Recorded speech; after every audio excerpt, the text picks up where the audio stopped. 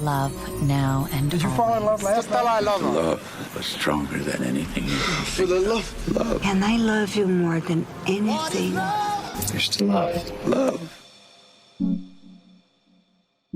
From the New York Times, I'm Anna Martin. This is Modern Love. Every week, we bring you stories about love, lust, heartbreak, and all the messiness of relationships. Now, typically, these conversations come from the Modern Love column. But today, we were inspired by the vows section of the paper, and we're talking to a pair of newlyweds, Jacob Hoff and Samantha Greenstone. Right away, the details of their wedding stuck out to me. Like, for example, the song Jacob chose to walk down the aisle to.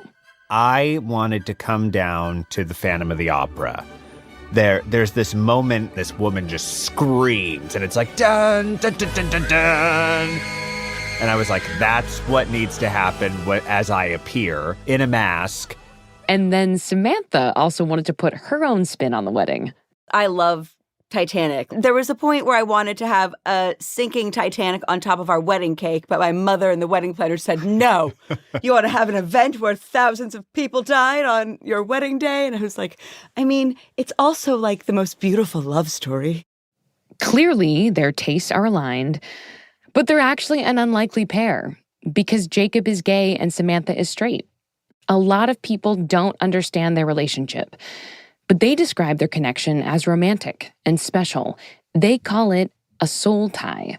When you are with the right person, this thing is tethering you guys so firmly together that it is an unbreakable bond. And I think if people just did look for the partners that made them feel secure in that way, I don't know. I think that it's like the secret to love. Samantha and Jacob have been together for over 7 years now. But I wanted to know, what does their relationship mean for their individual identities? And what did it take for them to come together in a marriage? Stay with us.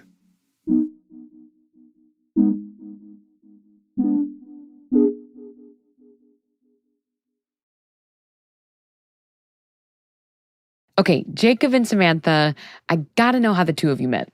We met at a callback for the musical Fiddler on the Roof. And so we both were sticking around for a part, and they bring the part in for Frumacera, who is this ghost in a nightmare sequence.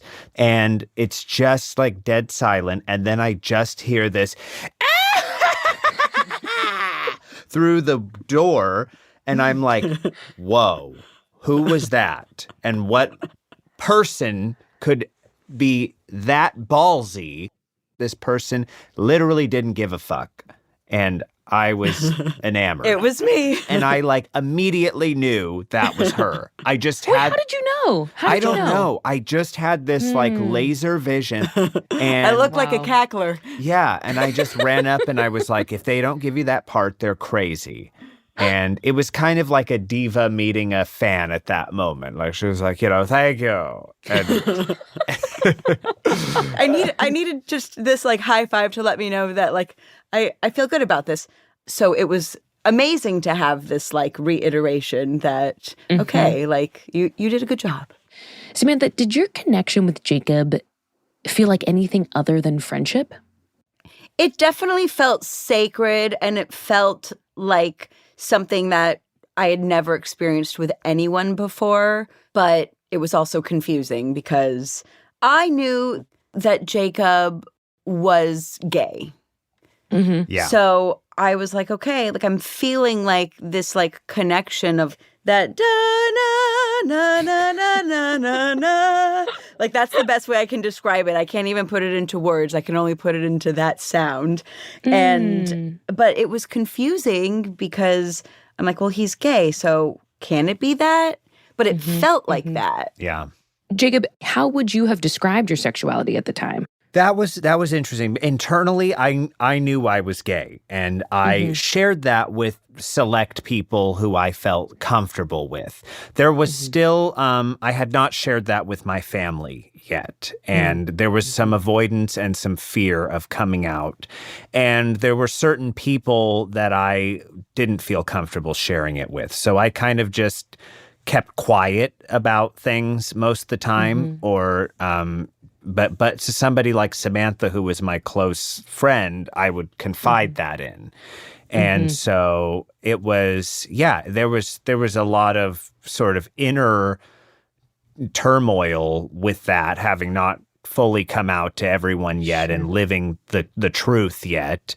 She comes in and like adds to the confusion, because I'm just like, now, wait a minute. Now I'm like this person, it's weird. Like this connection is unique, and maybe it does go beyond just friendship.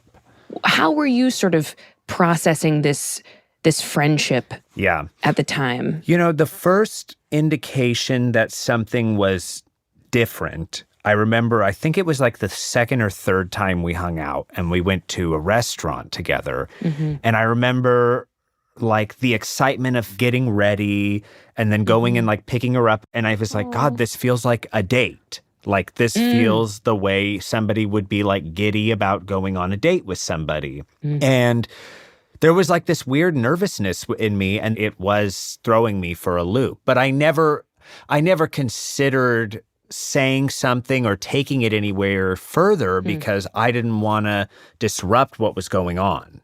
Were you attracted to Samantha? I was attracted to Samantha, but as I talk about the way, and I continue to talk about the way our attraction works, it's such a soul connection, and it's such an attraction to who she is and the person that she is and her entity, and it's not in that sort of almost lustful sense. It's not in that the body parts or the way I'm attracted to men feels very different than the way I am attracted to Samantha. And that hers is it's a very deep well, and the way I'm attracted to men feels very shallow and surface. Samantha, when you and Jacob were going on this maybe date, maybe not a date, did you feel that same like nervous, fizzy giddiness? Yeah, I did. And I mean, like, he paid for my food, and it did kind of feel like it had this like special thing about it. But like it felt like I was like kind of being courted, but also I'm like, okay, I'm being courted by this friend. This homo. This homo. I mean, I want to ask, like, for you, Samantha, like, you're starting to feel what you would consider like romantic feelings towards Jacob at this time. Is that true to say? Yeah, I think I was feeling these feelings, but I was also very guarded and really taking it slow with this. And then, of course, you add the gay element to it, and I'm like, okay, this can't be that, but like, this is something. And I guess I'm just going, I knew that it was so special that I didn't want to mess anything up, and I was okay with having to be patient and seeing how it played out. I don't know, did these feelings that were building for Jacob start to feel like you couldn't ignore them, like you kind of had to act on them? About 18 months into our friendship, I decided to text Jacob to ask if he had more feelings than just a friendship for me. How did you decide to do that approach? What was your method of sort of opening up this conversation that I would say both of you had been pretty terrified to begin, to look this thing in the face? What did you do, Samantha? I literally just sent him a text message, which is probably like in theory the worst way to do it. I was at a place where I was just like, I need to cleanse the uncertainty from my life, whatever that means. Even if he doesn't feel more feelings for me than a friend. You know, at least it's out there and I have an answer and I don't have to live with this anymore. I was just like, it needs to be purged from my being. But we knew each other so well that I was like, okay, he's going to just understand what I'm trying to say here. So I texted him and I was like, do you ever feel more than just a friend for me? Jacob, I want to switch to you right now. What were you doing when you got Samantha's text and how did you react? I remember looking at it and two very distinct feelings happened. One was, of course I feel this way and I can't believe she's taking the initiative to say it and being bold enough to say it after we've both been beating around the bush for 18 months. And the other was immense fear that this was going to ruin our friendship because I wasn't going to be capable of having a relationship with her. And then I sent her a text back saying, what do you mean? Which was the stupidest thing. And I was like oh, fuck. That was like me just stalling. And then like 2 minutes later, I'm like, what did I just say? Like, that's so dumb. And so then I said, of course, I feel more for you than a friend. And I'm willing to try and see where this goes. I mean, what was your biggest holdup? I'd imagine there was maybe some fear around whether you could perform physically or sexually. I think I just knew that was going to be a part of it. And that's where I felt I was inadequate or that where this thing was going to fail. Because I knew every other aspect of it would work. I mean, we can hang out for umpteen hours and do everything else, but that was the one kink in the hose. That first meeting after these text exchange, like, tell me, did you explicitly acknowledge it? What were the conversations that you had when you met up in person for the first time after all of this? It was like an elephant in the room that like, okay, now we're going to try it this way. But we never said another word. Yeah, it was like we just went on existing the way we would have before I had approached him. She was living with a friend at the time. And we were up chatting till late with the friend and hanging out. And then she had her own room there. And so we just went in. We had platonically slept in the same bed many times. So we were just like, okay, we're like going to go to bed. Retire like the old folks. Yeah. And it just happened that way. Yeah. Even when like the door was closed and you guys were like in the same bedroom together and you didn't say like, you didn't talk about the sort of changed nature of the relationship? No, I think we were just laying there watching like a Marx Brothers movie. I think so. And I think I just like leaned over and kissed you. Yeah. Wow. Yeah. And I think it just went from there. Yeah, it got raunchy from there. I mean, how did that feel, that first kiss? The first thing was like, oh my gosh, I can't believe this is actually happening. But then it felt like so, what were we waiting for? Why did we wait 18 months to come to this very easy, amazing place where, I mean, it didn't feel awkward. It didn't feel like uncomfortable. It just felt like we'd always kind of fit together. Yeah. Wow. Which I'd never felt before. That fear, I mean, all of that just slipped away in that moment. And it was just like normal. And it felt like there's no pressure here if something doesn't happen. Like it was just because it was us and our relationship. Was there relief? There'd been so much confusion about your relationship. Was there relief after this night? Oh, yeah. Totally. Just the fact that it could successfully work was major relief. Now, down the road in our relationship, things started to get more. After that honeymoon period, there became doubts and uncertainties and fears that crept back in. Because I think the longevity of it and the sort of, okay, we're moving to this phase where we live together and like we're really creating a life together, imposed a new set of like, is this something maintainable? Is this something that can really last a lifetime? And for, I think Samantha has said that she was worried she was taking me away from, being with a man.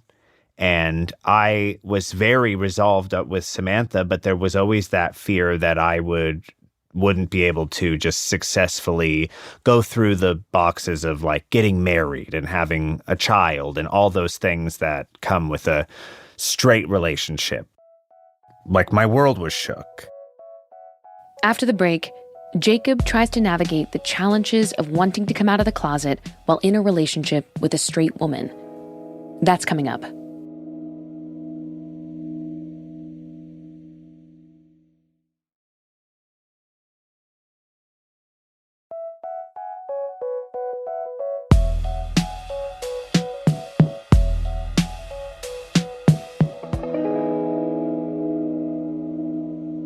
So, Jacob, after that night that you and Samantha slept together, did it change the way you were thinking about your sexuality? Were you like, I'm queer, I'm bi? Like, did this night change your self-assessment?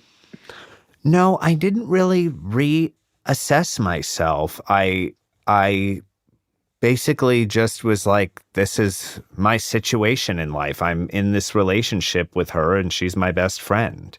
And that I still knew my identity to be my identity. And I think that's where the confusions set in for both of us. Talk more about that. Well, I think, like I said, there was a honeymoon period, and then there was a period where we faced a lot of doubts, and we're like, Right. How is this working? How are we maintaining this? How are you fulfilled by me if I'm a woman, from Samantha's angle, I think. And it was daunting because I didn't have the words for that. I didn't have I didn't have the verbal tools or skills, because my whole life was like, I'm like, my default is like a brooding Marlon Brando or James Dean. Like, I just am like, no. And she wants to talk about everything and get it out there. And I didn't have the words for that yet. Was that the first time you'd had sex with a woman? Yes. I had, little interactions with women that were unsuccessful through high school and just when I was trying to figure out my sexuality. And eventually in college, I got to a point where I realized this is never going to change.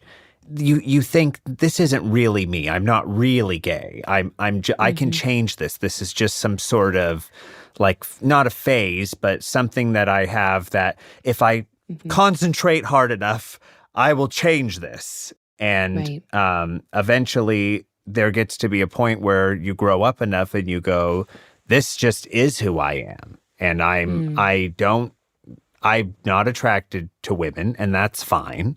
And I'm going to just accept that. But I also was worried about my family accepting it. I was mostly worried about my dad's side of the family accepting it, because it was a very, like, conservative Christian upbringing. And they had said things. I mean, I went to a church where the pastor held up a petition to get everybody in the congregation to sign against gay marriage when they were trying to legalize it. What about your father specifically? How was he treating you? Growing up, he had speculated, and I mean, he would drive me to school and I'd be sitting next to him in the car with my portable DVD player watching the Rocky Horror Picture Show. And he's like looking at this and making fun of it and being like, what is this? And What is this gay shit? Yeah, literally. It's like the gayest thing ever. And then, and I'm like, Dad, this is like my favorite thing in the world. And there were like these moments in childhood where, like, I distinctly remember like seizing up and him like confronting me about it. And so there were these really like definitive moments in my life where I'm like, I'm not going to be accepted or be normal or be, the hotshot guy if I'm a gay. And I wanted to be the hotshot guy and have success. And, that was troubling. I mean, Jacob, that's really painful to feel like there's this truth that you cannot deny, and you're surrounded by family, by a church, by a community that's telling you that that is the wrong way to be. And that must have been a really difficult acceptance to reach. It was a really hard pill to swallow because I think at that point I went into even a darker idea, which is just like, this isn't going to change, but unless I'm so comfortable with the person, I'm just not going to share anything about myself that way. So that was hard to just kind of live this closeted life to so many. Samantha, I want to know from you, did the fact that Jacob was closeted to his family make you doubt your relationship with him in any way? I just felt the doubts that I personally had were, maybe am I holding Jacob back from living his full happiest potential in life if he's gay? Because I don't want him to eventually one day just feel like he's trapped in this relationship. And he wasn't a communicator, so I would try and talk to him about these things. And I don't think it was because Jacob did not feel safe communicating these things with me. I think Jacob just didn't know that there is a healthy way to talk about hard things with people. And there are safe spaces and safe people that you can go there with, and that it's not going to end up in this disastrous place. That's kind of the point of having a partner in your life. Can you give me an example maybe of a conversation that you tried to have during this time and how it went down? Do you remember a specific moment?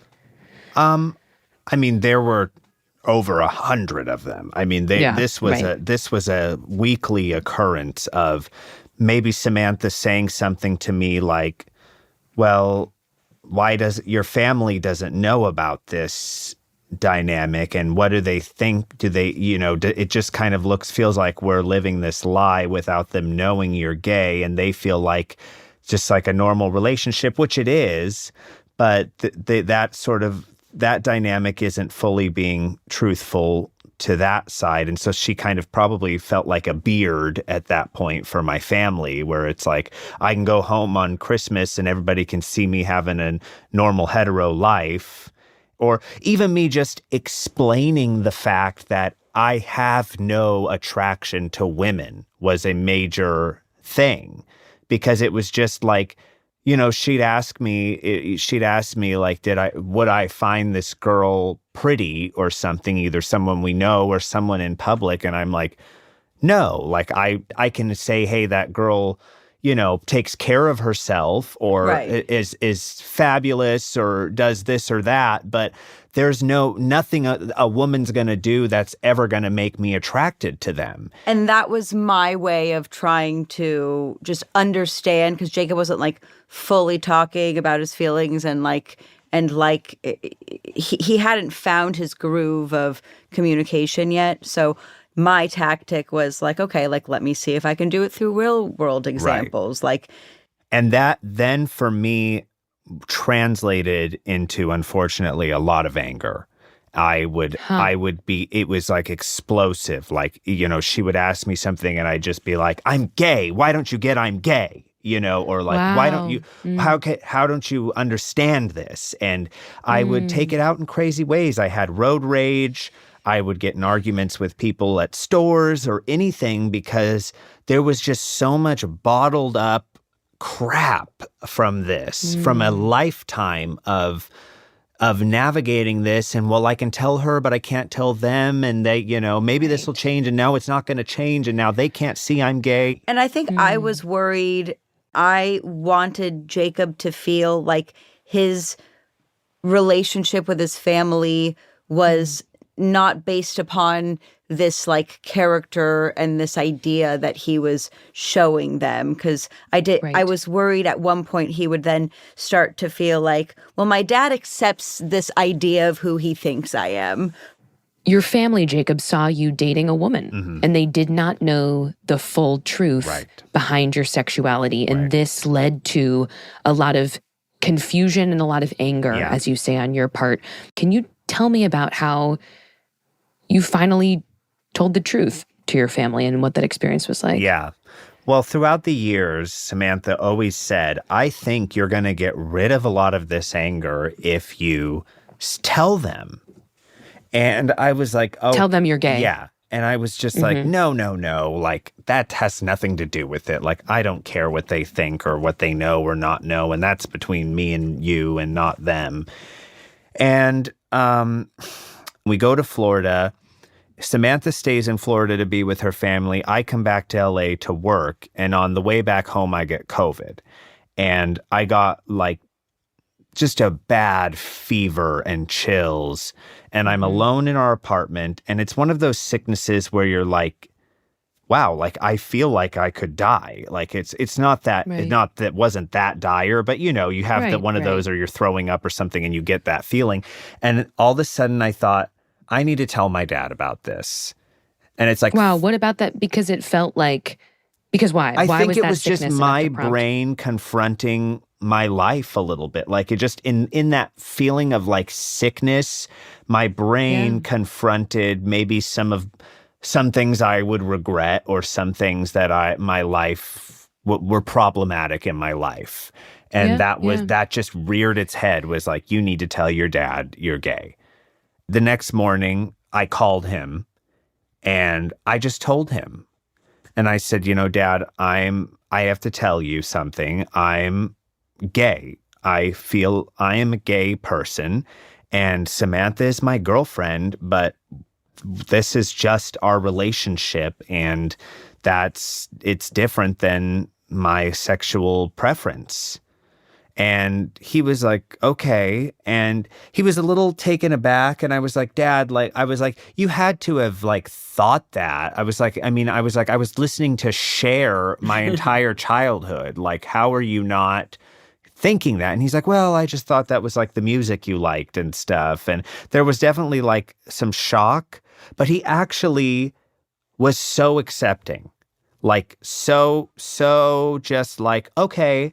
And it went over almost too easy.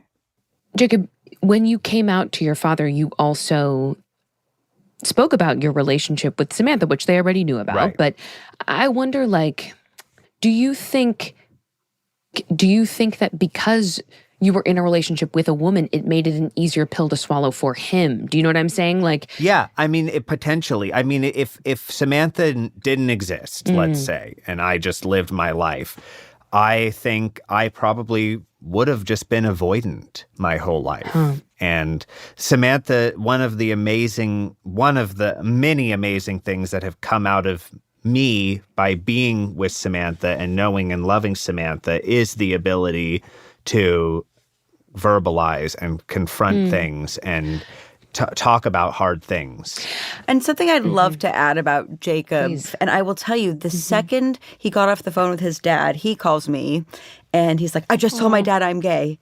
And it was like a new person was talking to me. It was so like, much of that anger dissipated. Instantly. Yeah. It seemed like the fact of your relationship with Samantha perhaps softened this news for your father. But then also what you're saying is that it was only because of your relationship with Samantha that you were even able to deliver this news. And I guess, like, did this heterosexual seeming relationship offer you some sort of protection that, I don't know. I don't know what the question is. I'm sorry, I'm having trouble. No, I think it totally did. I mean, I think it was the anchor that allowed me to open up to my family about what was going on inside, because otherwise it just wouldn't have happened.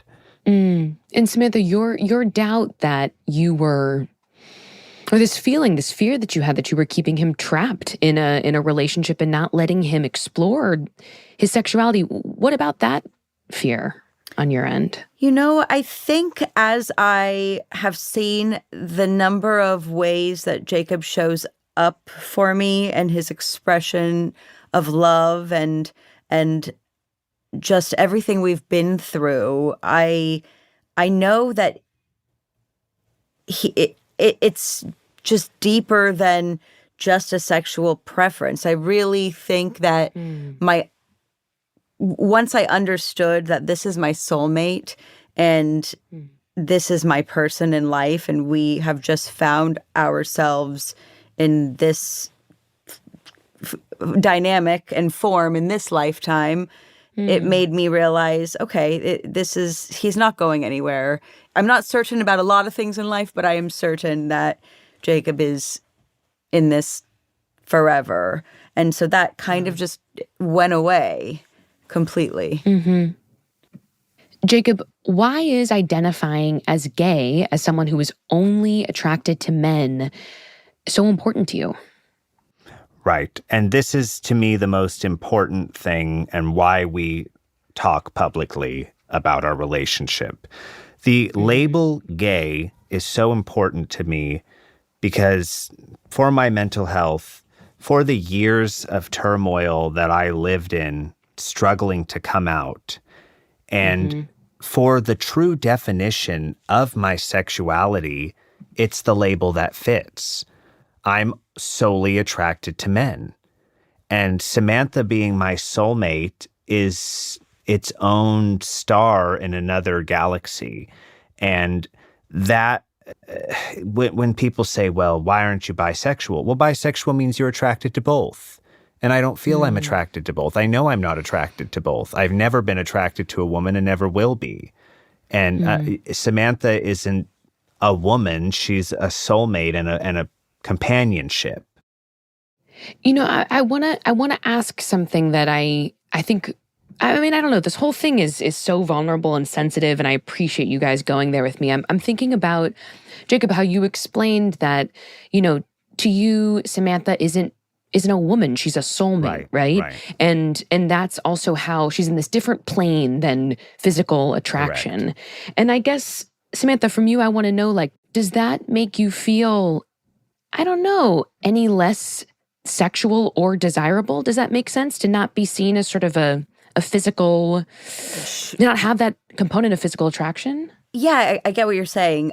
If anything, I feel it actually makes me feel more attractive. Like the way that I see myself through the way Jacob's eyes look at me is so beautiful. I never feel more beautiful or secure.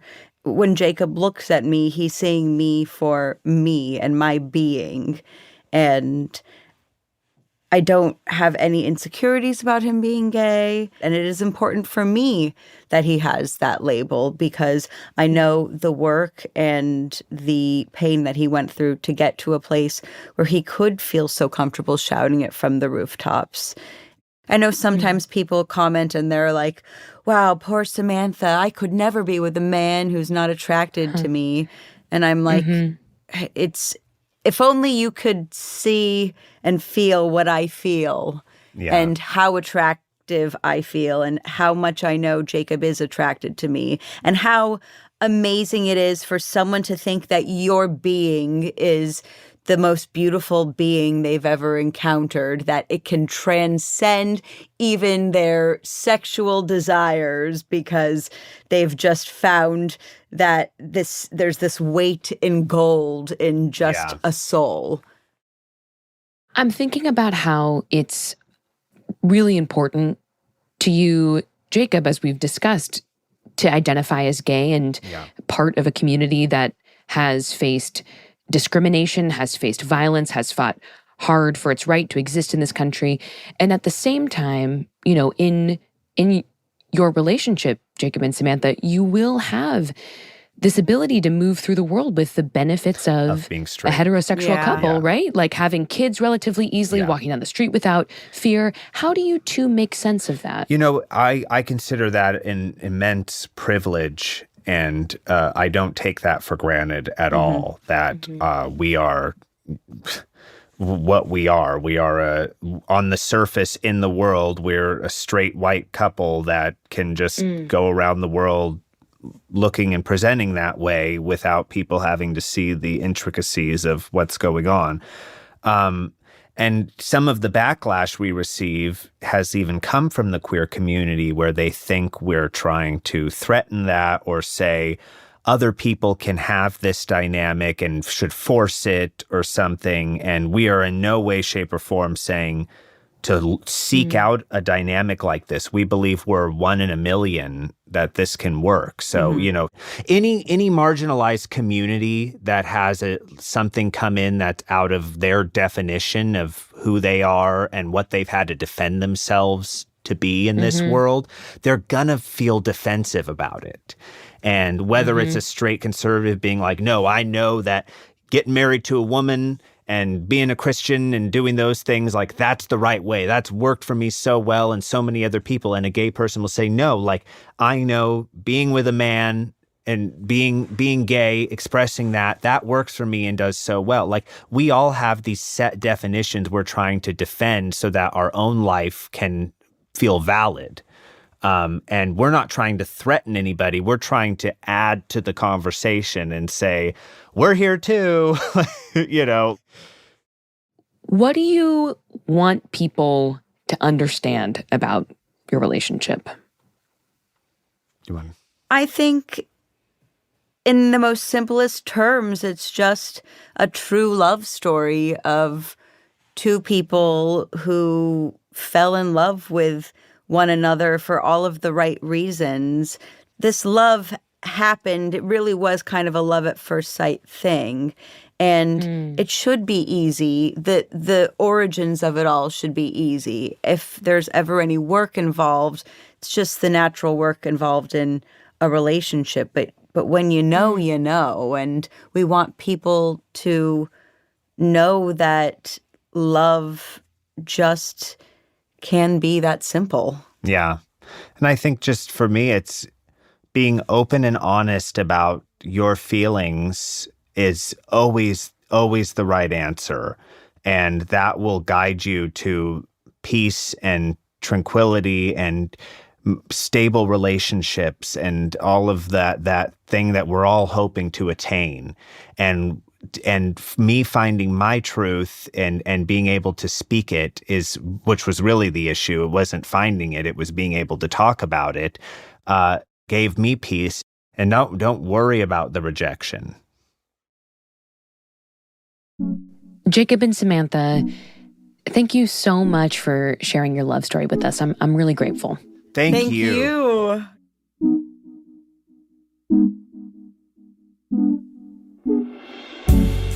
This episode of Modern Love was produced by Emily Lang. It's edited by our executive producer, Jen Poyant. Production management by Christina Josa. The Modern Love theme music is by Dan Powell. Original music by Rowan Nemisto. This episode was mixed by Daniel Ramirez, with studio support from Maddie Masiello and Nick Pittman. Special thanks to Mahima Chablani, Nell Galogli, Jeffrey Miranda, and Paula Schumann. The Modern Love column is edited by Daniel Jones. Mia Lee is the editor of Modern Love Projects. If you want to submit an essay or a tiny love story to the New York Times, we've got the instructions in our show notes. I'm Anna Martin. Thanks for listening.